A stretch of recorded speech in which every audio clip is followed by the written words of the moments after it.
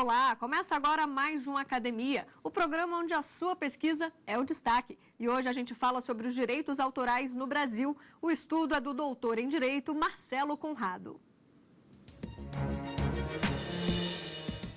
A arte nas armadilhas dos direitos autorais, uma leitura dos conceitos de autoria, obra e originalidade. Tese apresentada como requisito parcial para obtenção do título de doutor em Direito pelo Programa de Pós-Graduação da Universidade Federal do Paraná. Orientador, professor doutor Heroutes Cortiano Júnior. E para debater esse assunto, estão aqui conosco a pós-doutora em Direito pela Universidade Autônoma de Madrid, Thaís Schiochetti, e o artista plástico, editor e escritor Bené Fonteles. Obrigada, doutora Thaís, pela sua presença aqui na TV Justiça. Eu que agradeço o convite. Obrigada, Bené. Muito grato também por estar aqui. Bom, então agora vamos entender um pouco melhor essa tese. Confira um rápido resumo. A pesquisa analisa o percurso da autoria na arte e nos direitos autorais. A Lei de Direitos Autorais não protege apenas as manifestações artísticas. O texto também trata de obras literárias e científicas. O autor defende o direito de apropriação e que as imagens de obras devem ser liberadas para publicações sempre que existir interesse público e necessidade de acesso à cultura, mesmo diante da negativa dos herdeiros. Doutor Marcelo, muito obrigada pela sua presença aqui no nosso programa. Eu agradeço o convite e esse convite tem um significado especial porque eu sou um telespectador desse programa. E ao inverter a posição, ao estar do outro lado da tela, é uma grande honra para mim. Obrigado. Imagina, a gente é que agradece. E um tema tão relevante, queria que a gente falasse um pouquinho sobre isso. De onde que surgiu a curiosidade de estudar mais sobre os direitos autorais? Tá. Eu venho da arte e venho do direito. E observei que há um distanciamento, um desencontro entre o que os direitos autorais pensam sobre autoria, obra e originalidade e, de outro lado, os conceitos, os mesmos conceitos na arte são completamente diferentes. Então, essa diferença acaba provocando algumas injustiças, acaba implicando em algumas má interpretações de algumas situações que os artistas acabam enfrentando. Para quem está em casa entender melhor, tem como a gente dar um exemplo prático? Tem. A autoria na arte mudou completamente no século XX. Quando, em 1917, Duchamp colocou uma fonte, um urinol, como uma obra de arte, ou seja, ele não precisou fazer aquela peça. Ele colocou nela um status de arte, mudou completamente o conceito de autoria. Só que os direitos autorais não acompanharam isso. E não só isso, hoje o artista pode recolher objetos e transformá-los numa obra de arte, ele pode fazer uma obra com as próprias mãos, com as técnicas tradicionais, gravura, pintura, escultura, desenho, ou ele pode ainda delegar a feitura dessa obra para terceiros. E o discurso está no século XIX, ainda dos direitos autorais. Então, essa incompreensão entre essas duas linguagens. Entendi. E a metodologia que você usou foi exatamente essa de pesquisar os casos práticos e também rever a história dos direitos autorais no Brasil? Sim. O direito tem códigos próprios. A arte também tem.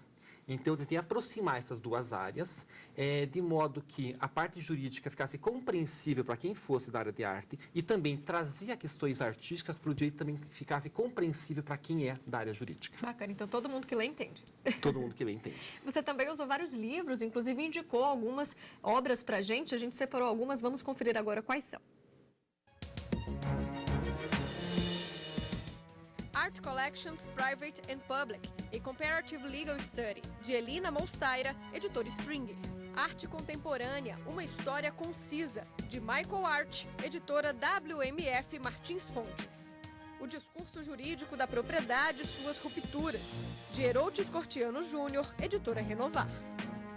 Tem algum caso internacional que ganhou também grande repercussão por ter tido algum problema com direitos autorais que você pode citar para a gente?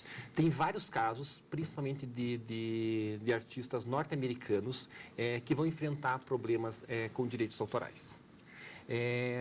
Um dos casos é do artista Jeff Koons. Ele recebeu um cartão postal e viu uma imagem e achou aquela imagem interessante e acabou comissionando essa feitura, uma escultura dessa imagem para um ateliê na Itália. O autor daquela fotografia, daquele cartão postal, processou ele e processou a galeria pela apropriação daquela imagem. E, ao final, tanto o artista como a galeria foram condenados.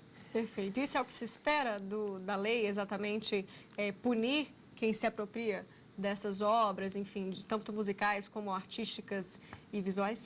Com as mudanças que nós tivemos na autoria no século XX e XXI, não mais. Hoje o artista precisa se apropriar para construir o seu trabalho.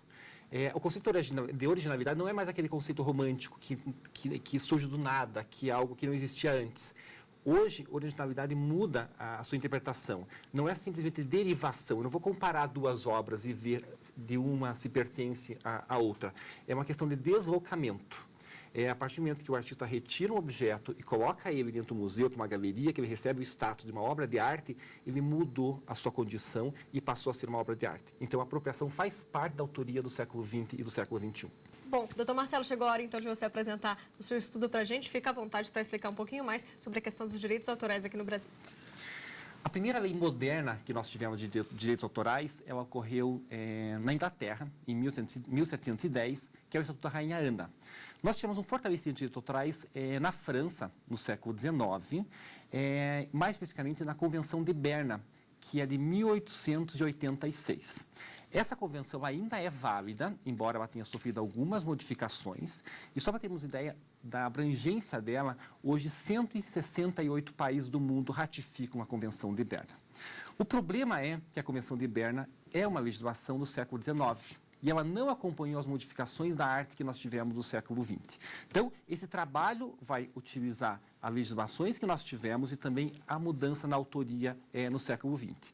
A partir do momento que Duchamp, em 1917, leva para um espaço de arte uma fonte, um urinol, assina e dá a ele um status de arte, nós temos uma mudança na autoria. Eu procurei alguns textos, inclusive do próprio Duchamp, e que ele diz o seguinte, que a partir do momento que os generais não morrem mais em cima dos seus cavalos, o artista não precisa morrer em cima dos seus cavaletes. A partir desse momento é possível repensar a autoria. Logo em seguida, tem um artista húngaro, como Moholy-Nagy, que depois vai ser professor da Bauhaus e que ele é pintor e ele faz encomendas de pinturas por telefone. Ele vai estudar a relação entre arte e tecnologia, liga para uma fábrica, diz exatamente como que ele gostaria que fossem feitas aquelas pinturas, qual a medida, qual é a cor, qual é o espaçamento e assim por diante. Essa fábrica produz as pinturas, entrega para ele e o Moholy-Nagy é o autor dessas pinturas. Tivemos depois a pop art, Andy Warhol, que é uma arte, acima de tudo, uma arte de apropriação, e a arte segue sempre esse caminho. Ou o artista recolhe um objeto, ou o artista pode terceirizar a feitura da obra, ou o artista pode fazer pelas suas próprias mãos. Inclusive, uma questão que nós trazemos hoje é se o artista pode delegar a função de pintar um quadro, que é uma questão absolutamente artesanal. E a resposta é sim. O próprio suporte de uma obra também mudou. Nós temos, a exemplo, o artista americano Walter Maria. Ele foi de uma área de incidência de muitos raios dos Estados Unidos e colocou hastes de metal que atraem esses raios, e aí nós temos uma pintura. Esses traços desses raios fazem a pintura. Qual o suporte dessa pintura? O suporte é o mundo. Então, nós temos uma completa mudança em todos os conceitos que nós vamos trabalhar de obra, autoria e originalidade. Doutor Marcelo, hoje em dia, a área acadêmica, né, a questão dos direitos autorais também aparece aí na questão do plágio, né, da cópia de aspas, de citações? Sim, aparece muito. Quando eu comecei o curso de Direito, a primeira aula que eu tive foi numa disciplina de linguagem forense. Eu lembro que quando o professor entrou na sala, ele disse: um profissional do direito precisa saber escrever bem. A comunicação escrita é a principal ferramenta de um profissional do direito. E ele contou uma anedota. Ele contou uma situação em que a vírgula já causou a morte de uma pessoa. É uma frase que diz: matar, não soltar. Dependendo de onde se coloca essa vírgula, muda completamente o entendimento dessa frase. Eu acho que a vírgula ela é completamente inofensiva. Ela nunca causou a morte de ninguém. Agora, se existe um sinal gráfico que mata muito, são as aspas. E ela mata em todas as faculdades de direito do Brasil, porque há muita reprovação por plágio. Eu acho que a academia comete alguns excessos. Nós temos que ter uma outra visão de autoria. Por exemplo, um conceito de bem jurídico para o direito. Se eu pegar vários autores, autor A, B, C, D, eles falam praticamente a mesma coisa. Então, quem é o dono, quem é o proprietário dessa ideia? Então, nós temos que expandir esse conceito de plágio. Há casos que o aluno deveria, claro, reprovar, se forem muito graves, mas a maior parte dos casos que eu vejo não seria caso de reprovação. Em alguns, seria apenas refazer o trabalho ou até que nem iria caracterizar plágio. Até porque nós estamos falando de direitos autorais e não há nenhuma disciplina nos cursos de direito que trate dessas questões. Falta isso na área Falta acadêmica. isso, falta esse aprofundamento. Doutor Marcelo, te peço um minutinho, a gente faz agora uma rápida pausa. No próximo bloco, vamos debater a tese de hoje aqui na Academia.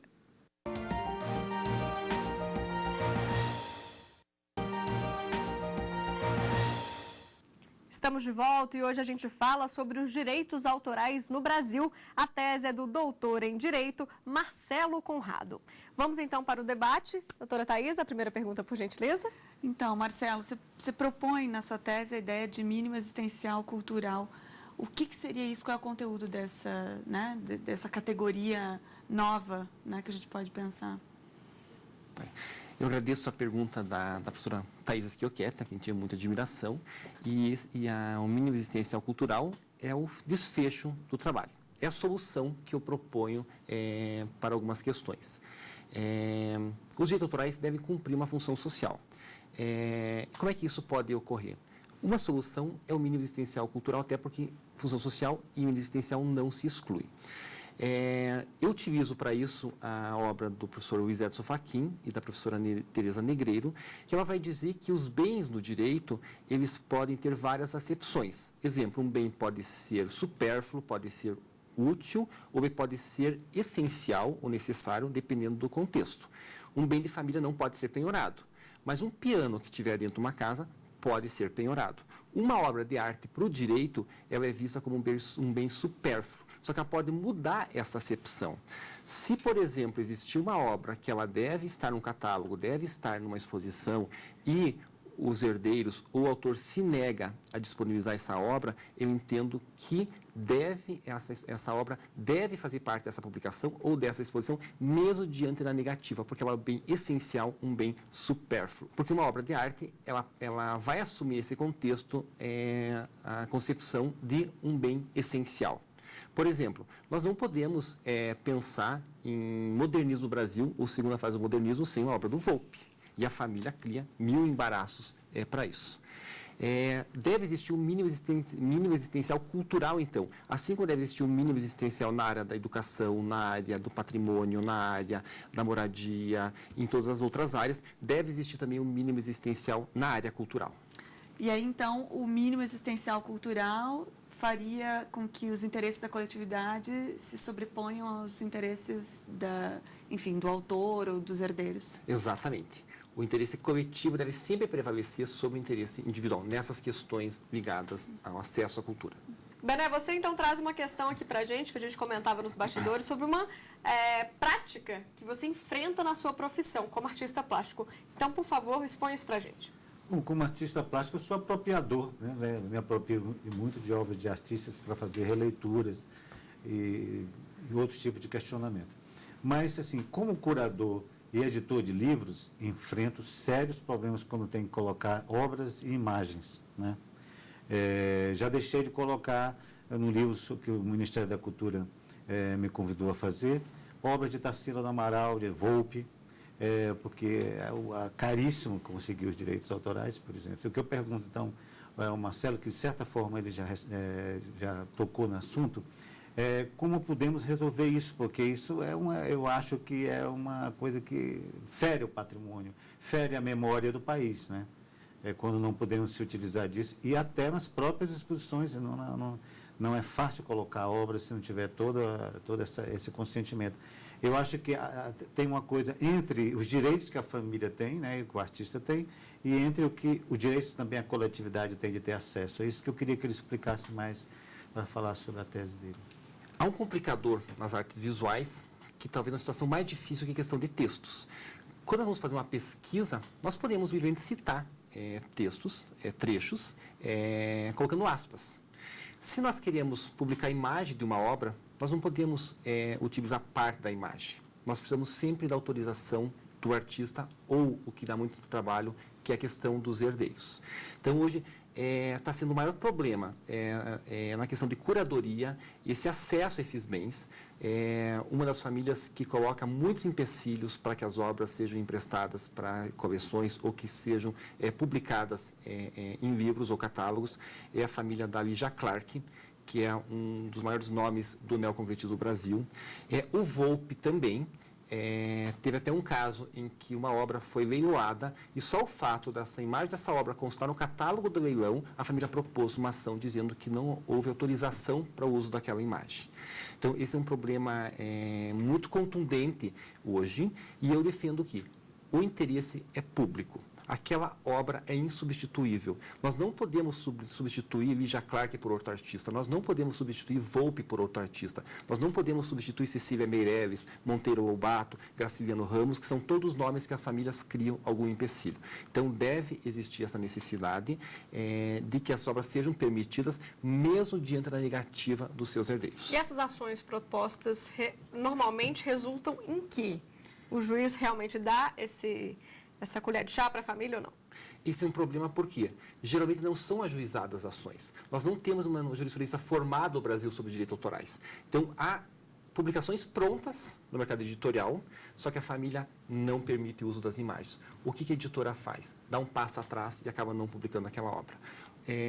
No caso das exposições também. É um exemplo, a 29ª Bienal de São Paulo, a curadoria do Agnaldo Farias, que aconteceu em 2010, faria parte da mostra uma obra da Lígia Clark, só que as exigências foram tão elevadas, tão altas, que a curadoria decidiu por retirar a obra da exposição. Não que faltasse dinheiro, mas o curador, o Agnaldo Farias, ele deu uma entrevista dizendo que nós estaríamos traindo a própria artista ao ceder a essas exigências dos autores. E quem perde com isso é o público, Quem perde com isso é o público. Perfeito. Thaisa? Não, eu ia até mencionar, porque a própria obra do artista se perde nisso, né? Porque as pessoas deixam de ter, enfim, de ter acesso a isso e vai meio que morrendo, né? Porque é tão difícil ter contato com isso que acho que é uma perda para a sociedade, para aquela legado deixado para o artista também, né? Bom, e a minha segunda pergunta, Marcelo, é sobre o que eu achei genial na tua tese, se tu pudesse nos falar um pouco mais, essa mudança radical na ideia de autoria. Então, a possibilidade de produção de arte anônima, arte de rua, por coletivos de artistas, pensar também, por exemplo, a produção de arte por povos indígenas e quando e como isso passa a ter um interesse pelo mercado. Onde é que está a regulação do direito em torno dessas questões que são super novas, né, para a nossa leitura jurídica? Alguns casos na arte são um grande desafio para os direitos autorais. Uma das situações é a arte de rua, que vai encontrar várias questões que talvez o direito não tenha respostas. Por exemplo, nós sempre pensamos autoria de direitos autorais como uma autoria individual. Aqui nós estamos no anonimato. Por exemplo, uma pichação é crime. Será que nós podemos proteger pelos direitos autorais algo que o direito penal considera como crime? Essa é uma primeira interrogação. Segundo, justamente por temer consequências, quem faz uma pichação ou grafite, é muito difícil diferenciar os limites do grafite e da diferenciação. Grafite é arte, pichação é crime, mas quem faz acaba não assinando. E como nós vamos pedir permissão, como é que a gente vai pedir autorização se a gente não sabe quem é o autor daquela obra? Isso já chega aos tribunais, como, por exemplo, um caso que aconteceu nos Estados Unidos. A Jennifer Lopez foi contratada pela Fiat para fazer um comercial. Ela sai de Manhattan, vai para um bairro de Nova York, e aí tem uma tomada de 3 segundos no muro grafitado. Os artistas procuraram a Fiat para cobrar direitos autorais porque não foi pedir autorização para filmar naquele lugar. Mas é um lugar público. E se aquele grafite não tem indicação de autor, como que eu vou conseguir saber quem fez para pedir? Uma linha muito tênue, É uma linha muito tênue entre o público e o privado. E a questão da autoria no anonimato, ela está presente em outros trabalhos. Por exemplo, teve um trabalho que esteve no Museu da Arte do Paraná, um trabalho anônimo, que só agora foi reconhecido como uma obra de arte, que alguém espalhou para a cidade de Curitiba alguns chaveiros do museu com a logomarca do museu, com o telefone, e colocou em orelhões, em caixas eletrônicos, no banco da praça. E o que aconteceu? O museu começou a receber ligações de pessoas, algumas até um pouco revoltadas, sobre a falta de cuidado de quem tem a chave do museu, que deixa a chave perdida num banco, enfim, em vários lugares. E as pessoas, então, iam ao museu fazer entrega dessas chaves, e aí eles recolheram lá dezenas e dezenas de chaves, mas o interessante muitas dessas pessoas que foram lá entregar as chaves nunca tinham conhecido o museu e passaram a frequentar o museu. E agora essa obra foi exposta. Quem é autor dessa obra? Ela é anônima. Olha que interessante. E outro trabalho que também é uma questão que é interessante é o trabalho dos povos indígenas, porque eles não vão se adaptar nos conceitos que nós temos de originalidade, obra e autoria. Primeiro, como é que os povos indígenas foram vistos pela arte? Foram vistos sempre pelo olhar do colonizador, na ideia do Chateaubriand, na ideia do bom selvagem, assim por diante. Nós temos a obra do Victor Meirelles, que é o índio assistindo uma missa. Não é o ambiente natural de um índio. Então, o José de Alencar também, é esse o índio que nós tivemos a imagem. No século XX muda isso, e nós temos alguns artistas que vão trabalhar com as questões indígenas, por exemplo, um artista que eu considero muito, que é o Cildo Meirelles, que inclusive o pai dele trabalhou na Fundação de Proteção ao Índio, e uma vez ele recebeu uma denúncia de que no norte de Goiás estava tendo um extermínio de índios. E ele foi até lá para ver. Realmente houve extermínio, um grupo de fazendeiros locaram um avião e jogaram do alto roupas para os índios de presente, só que estavam todos contaminados com vírus que os índios não tinham resistência. Em 2 semanas, dos 4.000 índios, sobreviveram só 400. E esse fato marca muito a vida do Cildo Meirelles, e ele vem trabalhar com a temática dos índios. E uma obra dele é Missão, como construir catedrais, e que ele traz o contexto de que, quando os jesuítas chegaram e foram catequizar os índios, a principal dificuldade que eles enfrentaram é fazer com que os índios deixassem cometer o canibalismo, que é talvez o principal pecado para a Igreja Católica. E como é que os índios eram perdoados disso? Com a comunhão. E o que é comunhão para um cristão? É o corpo e o sangue de Cristo que é dado para o religioso. Só que isso também é um canibalismo. É um canibalismo espiritual. E ele faz esse trabalho com moedas, um chão de moedas, com hastes de hóstias e um teto todo feito de ossos, justamente para trazer essas questões ligadas ao indígena. Só que aquilo que os índios produzem também vão ter dificuldades para nós pensarmos em direitos autorais. Por exemplo, o que é originalidade para uma arte indígena? A autoria na arte indígena, muitas vezes é de uma tribo toda, não é apenas de uma pessoa. E aí nós encontramos dificuldades para trabalhar com isso. E ainda o suporte da arte. Muitas vezes o suporte da arte do indígena é o próprio corpo, que não é um suporte tradicional que os direitos autorais pensam. Então, a partir do momento que entendeu-se que o locus da arte indígena não é no Museu de Arte, mas é no Museu de História Natural, junto com fósseis e outros artefatos, nós tratamos isso como artesanato. E hoje nós temos um outro olhar, e sim, o que os índios produzem é arte indígena e deve ser protegida por direitos autorais. Perfeito. Obrigada, então, Marcelo. Bené, mais uma questão? Na questão indígena, a gente tem um assunto que às vezes fica meio desagradável, porque a gente vai tocar num artista que a gente admira muito, que é o Caetano Veloso. E ele se apropriou de uma música do Xingu, porque foi gravado um disco em 67, organizado pelos irmãos Vilas Boas, e essa música, ele colocou uma letra, mas toda a linha melódica, toda a música é dos índios, ele nunca deu crédito, né? Isso foi questionado ao Caetano, ele disse que pediu a gravadora, mas até hoje, nas reedições, essa música continua somente dele. Então, o que eu pergunto ao Marcelo, porque na Constituinte de 88, né, é que foi colocado realmente, depois de uma luta grande nossa, que criamos uma campanha chamada Pelo Respeito aos Direitos Indígenas, de que os índios tivessem os direitos autorais respeitados, né? Então, como que se pode resolver essa questão? Como você vê isso, essa história dentro do direito? Tem um caso que foi judicializado no Rio Grande do Sul, que é um caso interessante, que foi o seguinte. Uma artista produziu uma coleção de joias inspiradas na arte indígena. E ela ofereceu essa coleção de joias para uma grande joalheria brasileira, que é a H. Stern. A H. Stern recusou e, tempos depois, essa empresa veio a lançar uma coleção de joias com base em influência indígena. Essa artista processou a empresa e o que é interessante nessa discussão jurídica, a decisão ela vai permear os direitos da artista, que fez a coleção de joias de inspiração indígena, e também da H. Stern. Eles pouco analisam a questão da arte indígena, ou seja, os direitos autorais dos indígenas. Tem apenas um voto lá vencido que vai tratar dessas questões. Ao final, a H. Stern foi condenada. Na verdade, se a influência é da arte indígena, nós devemos respeitar, acima de tudo, essa arte.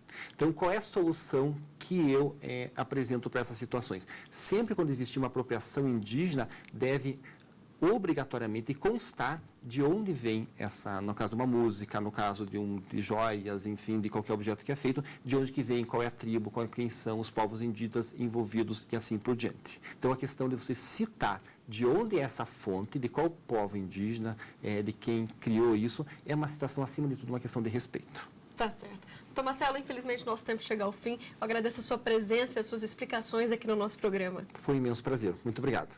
Agradeço também aos nossos debatedores. Doutora Thaisa, muito obrigada. Eu que agradeço. Muito grato também. Obrigada, Bené. Super colaborou aí com a sua questão prática, que deve ser também realmente muito difícil, né, de lidar com essa questão de direito autoral. É um sofrimento. Agradeço a presença de vocês.